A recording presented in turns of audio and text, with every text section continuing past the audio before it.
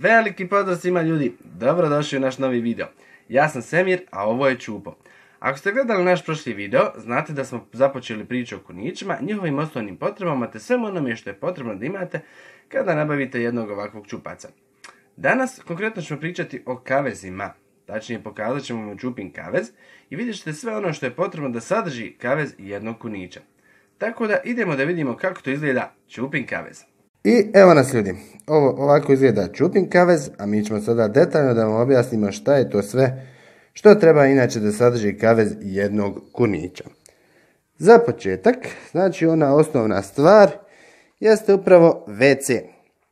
Jedna plastična posuda u kojoj smo bacili pelet. Zašto pelet, a ne piljevinu? Zato što je pelet mnogo zdraviji za kuniće, lakše se čisti, a i neutrališe neugodne mirise. Inače WC možete mijenjati svako 2 do 3 dana ili po potrebi. Ono što je jako bitno naglasiti jeste znači da uvijek iznad WC-a držimo sjenulicu sa sjenom. Naravno, rekli smo da sjeno kuniću treba biti dostupno 24 sata jer 80% njihove ishrane upravo čini sjeno i treba što više da ga jedu zbog njihove probave. Znači, kunići inače vole sjeno da jedu i sa poda, tako da često ćete vidjeti da će oni izvlačiti sjeno iz sjenlice i ostavljati na podu i tako jesti. Inače, sjeno im mijenjate svaki dan, kao i vodu. Znači, tu je pojilica sa vodom, koja također treba da im je dostupna 24 sata. Inače, mijenjate svaki dan.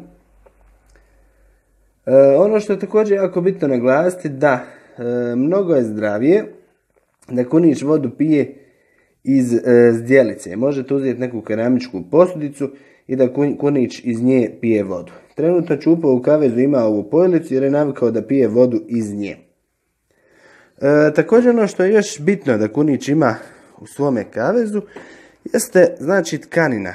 Neka mekana tkanina ili podloga, možete uzeti i one pelene za životinje koju ćete staviti na dno kaveza kako bi kuniću bilo što udobnije i kako ne bi dobili žuljeve o kojima ćemo govoriti u nekim od narednih klipova.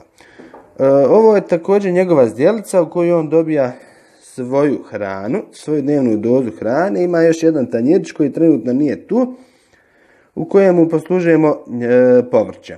Ovdje inače mu služimo cuni, žitarice, lan i eventualno neku drugu hranu koja je dozvoljena i koju oni smiju da jedu.